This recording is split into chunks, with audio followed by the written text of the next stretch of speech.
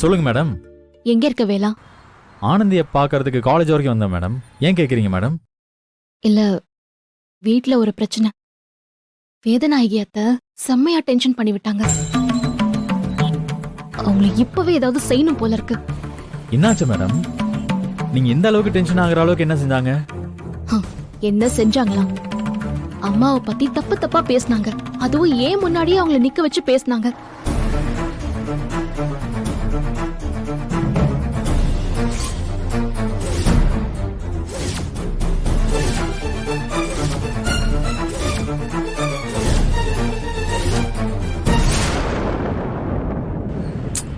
அட விடுங்க மேடம், அவங்கள பத்தி தெரிஞ்ச விஷயம் தானே, பாத்துக்கலாம் விடுங்க. அப்படிலாம் இல்ல வேலா, இதெல்லாம் இப்படியே விட முடியாது. இதுக்கு ஏதாவது அவங்களுக்கு செஞ்சே ஆகணும்.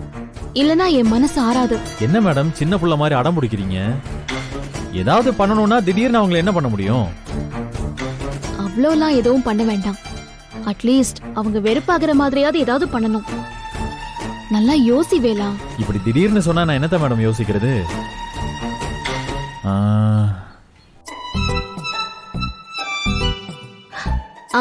ஒரு வேலை பண்ணு. எப்படியாவது உன்னோட ஆட்டோல அப்பாவையும் அம்மாவையும் ஒன்னா ஏத்திக்கிட்டு வீட்டுக்கு வா. அத பார்த்துட்டு வேதநாயகி அத்தை வயிற்றுலயும் வாயிலையும் அடிச்சுக்கணும். அத பார்த்து நான் சந்தோஷமா ரசிக்கணும். என்ன மேடம் இந்த அளவுக்கு இறங்கி யோசிக்க ஆரம்பிச்சிட்டீங்க? வேற என்ன பண்ண சொல்ற?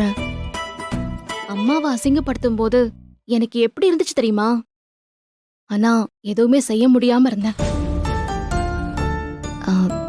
தயவு செஞ்சு எனக்காக ப்ளீஸ் ஏதாச்சும் பண்ணு.